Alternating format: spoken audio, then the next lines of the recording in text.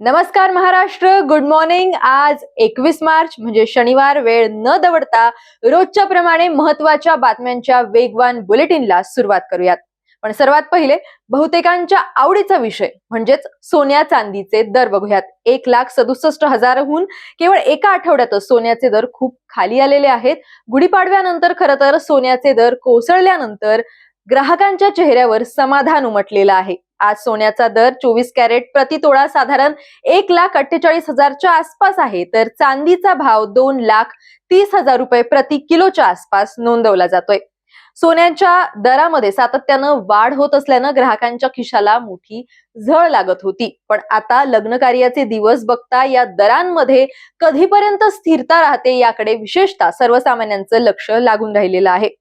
आता घेऊयात बातम्यांचा झटपट आढावा, तेव्हा रिलॅक्स बसा, चहा हातात घ्या आणि सुरू करूयात आजचं न्यूज बुलेटिन।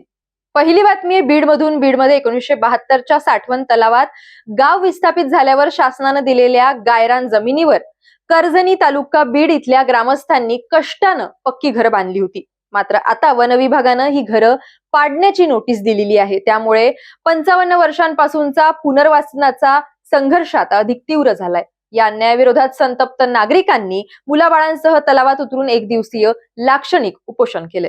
पुढची बातमी आहे धुळ्यातून। धुळ्यात शिरपूर पोलिसांनी महामार्गावरच्या पळसनेर शिवारात 3 हॉटेल्सवर धाड टाकलेली आहे। 37 लाखांचा गांजा आणि अफू जप्त केलेला आहे। या कारवाईमध्ये पोलिसांनी 224 किलो अंमली पदार्थांसोबतच 3 आरोपींना ताब्यात सुद्धा घेतलंय। पोलीस अधिक तपास करत आहेतच। गुप्त माहितीच्या आधारे एकाच वेळी 4 पथकांनी हा छापा टाकला होता। पुढची बातमी अकोल्यातून। अकोल्याच्या अभ्यंकर परिवारातर्फे अयोध्येतल्या रामनवमीसाठी 3 लाख राजगिरा लाडूंचा प्रसाद वाटप होणार आहे। मागच्या वर्षीच्या तुलनेत सेवा तिप्पट वाढवून 1500 किलो गुळ आणि राजगिरा वापरून लाडू तयार होत आहेत। 22 मार्च रोजी हा प्रसाद ट्रकनं अयोध्येला रवाना होणार आहे। रामलल्लाच्या चरणी अर्पण सुद्धा केला जाणार आहे। या उपक्रमामुळे अकोल्याच्या सेवाभावी दातृत्वाचा गोडवा देशभर पोहोचत आहे। पुढची बातमी आहे कोल्हापुरातून। हसन मुश्रीफ यांनी कोल्हापूर इथल्या KSBP चौकातल्या जागेची पाहणी केली। लोकनेते अजित पवार यांच्या स्मारक आणि पुतळा उभारणीची माहिती त्यांनी यावेळी दिली। या पाहणीवेळी स्थानिक लोकप्रतिनिधी आणि महानगरपालिकेचे अधिकारी सुद्धा उपस्थित होते। पुढची बातमी आहे साताऱ्यातून। सातारा जिल्हा शासकीय रुग्णालय गर्भपात प्रकरणामध्ये एक अपडेट पुढे येतेय। उपचारात कोणताही हलगर्जीपणा नसल्याचं रुग्णालयाकडून स्पष्ट करण्यात आलेलं आहे। जिल्हा शल्य चिकित्सक डॉक्टर युवराज करपे यांनी तज्ञ डॉक्टरांच्या टीमनं सर्व वैद्यकीय प्रोटोकॉल पाळल्याचं सांगितलंय। बाळाचं वजन अत्यंत कमी असून मातेची प्रकृती लक्षात घेऊन योग्य उपचार करण्यात आल्याचं सुद्धा त्यांनी नमूद केलंय। या प्रकरणाचा अहवाल कमिटी मार्फत मागवून तो न्यायालयात सादर करण्यात येणार असल्याची माहिती सुद्धा त्यांनी दिली आहे। पुढची बातमी आहे बारामतीतून। तालुक्यातल्या माळेगाव बुद्रुक शहरामध्ये भर दिवसा धुमाळवाडी इथल्या दिलीप जगताप यांना अज्ञात 5 जणांनी काठी आणि दगडानं प्राणघातक हल्ला केलेला आहे। या हल्ल्यात दिलीप जगताप हे गंभीर जखमी सुद्धा झालेले आहेत। माळेगाव पोलिसांनी अज्ञात व्यक्तीवर गुन्हा दाखल केलाय। पुढची बातमी आहे पुण्यातून। गुढीपाडव्याच्या शुभ मुहूर्तावर आळंदी इथल्या श्री ज्ञानेश्वर महाराज संजीवन समाधीवर अष्टविनायकांपैकी 7वा गणपती असलेल्या महाडच्या श्री वरद विनायकाची मोहक चंदनउटी साकारण्यात आली होती। माऊलींचं हे आगळं वेगळं रूप पाहण्यासाठी भाविकांनी आळंदीमध्ये मोठी गर्दी केली होती।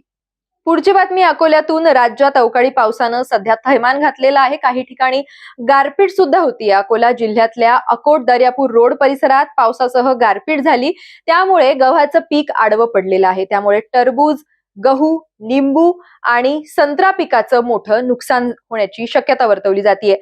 आर्थिक अडचणीत असलेल्या शेतकऱ्यांनी तातडीनं पंचनामा करून नुकसान भरपाई देण्याची मागणी सुद्धा केलेली आहे। कोल्हापूर महानगरपालिकेत सत्ताधारी नगरसेवकांची तुफान खडाजंगी बघायला मिळाली। राजेश क्षीरसागर यांनी कोल्हापूर महानगरपालिकेतील गोंधळावर नाराजी व्यक्त केली आहे। पाणी प्रश्नावरून सत्ताधारी नगरसेवक देशमुख आणि फरास यांच्यात सभागृहामध्येच जोरदार खडाजंगी झाली।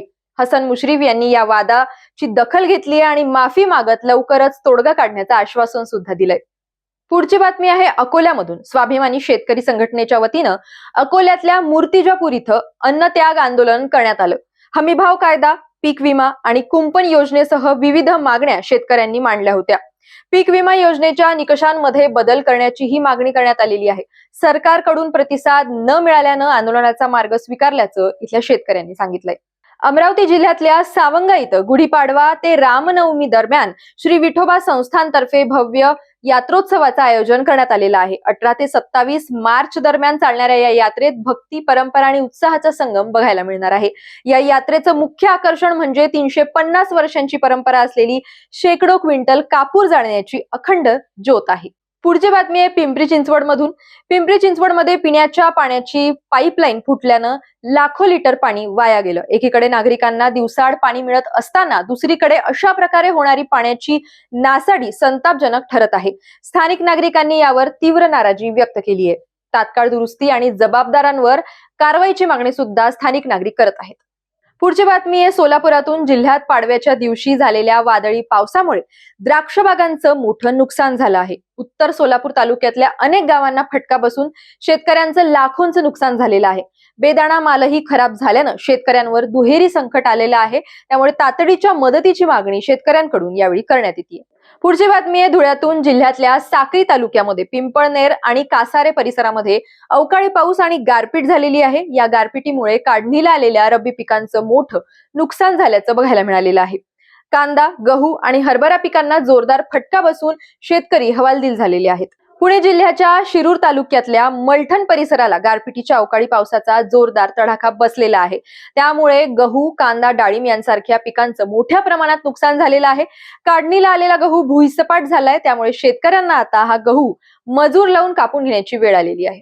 पुणे जिल्ह्यातल्या शिरूर तालुक्यामध्ये गारपीट आणि अवकाळी पावसामुळे शेती पिकांचं मोठं नुकसान झालेलं आहे. निमगाव, भोगी परिसरामध्ये कांदा, वांगी, मिरची आणि इतर तरकारी पिकांना जोरदार या नुकसानीचा फटका बसलेला आहे. गारांच्या तडाख्यानं पिकांचं शेंडे, फांद्या मोडून फुलगड झालेली आहे. कांदा पीक सुद्धा उन्मळून पडलंय. या नैसर्गिक संकटामुळे आधीच अडचणीत असलेल्या शेतकऱ्यांचं मोठं आर्थिक नुकसान झालेलं आहे. पुढची बातमी आहे लातूरातून. विलासराव देशमुख फाउंडेशनच्या वतीनं लातूरमध्ये स्वच्छ प्रभाग अभियानाला सुरुवात करण्यात आलेली आहे. अमित देशमुख यांच्या वाढदिवसानिमित्त महानगरपालिकेसोबत संयुक्त उपक्रम राबवला जातोय. महापौर जयश्री सोनकांबळे यांच्या प्रभागातून अभियानाची सुरुवात झाली. शहर प्लास्टिक मुक्त आणि स्वच्छ ठेवण्यासाठी नागरिकांनी सहभागी व्हावं असं आवाहन सुद्धा करण्यात आलंय. साताऱ्यात भाजपकडून ऑपरेशन लोटसची चर्चा रंगलेली आहे. जिल्हा परिषद निवडणुकीसाठी हालचालींना वेग सुद्धा आलेला आहे. महेश शिंदे यांच्या पत्नी प्रिया शिंदे अध्यक्षपदासाठी तर शिवेंद्रराजे भोसले यांचे राजू भोसले उपाध्यक्षपदासाठी भाजपकडून अर्ज भरणार आहेत. शिवसेना, शिंदे गट आणि राष्ट्रवादी एकत्र येऊन सत्ता स्थापन करण्याच्या तयारीत असतानाच भाजपनं रणनीती आखलेली आहे. मात्र शंभूराज देसाई यांनी शिवसेना, राष्ट्रवादी एकत्र निवडणूक लढवणार असल्याचं स्पष्ट केलंय. पुढची बातमी आहे कोल्हापुरातून. कोल्हापूर महानगरपालिकेच्या थकीत पानपट्टीवरून पाटबंधारे विभागानं आक्रमक भूमिका घेत बालिंगा पंपिंग स्टेशन सील केलंय. महापालिकेचे अधिकारी वेळेत न आल्यानं कुलूप तोडून मेन स्विच बंद करत कारवाई करण्यात आली. महानगरपालिकेकडून 2011 पासून सुमारे 170 कोटी रुपयांची थकबाकी असल्याचं समोर आलेलं आहे. या कारवाईमुळे ऐन उन्हाळ्यात कोल्हापूर शहराचा पाणी पुरवठा खंडित होऊन पाणी टंचाईची शक्यता निर्माण झालेली आहे. पुढची बातमी आहे सोलापुरातून. सोलापुरात गॅस टंचाईचा तीव्र फटका बसून सिलेंडरसाठी नागरिकांना 2 किलोमीटर पर्यंत रांगा लावाव्या लागत आहेत. पाडवा आणि रमजान ईदच्या पार्श्वभूमीवर गॅस अभावी नागरिकांना मोठा त्रास सहन करावा लागतोय.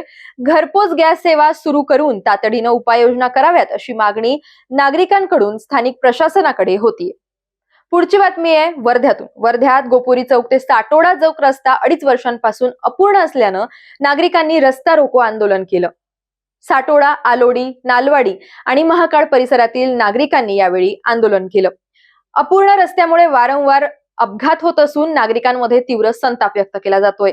रस्ता तात्काळ पूर्ण न झाल्यास उपोषणाचा इशारा आंदोलकांनी दिलाय.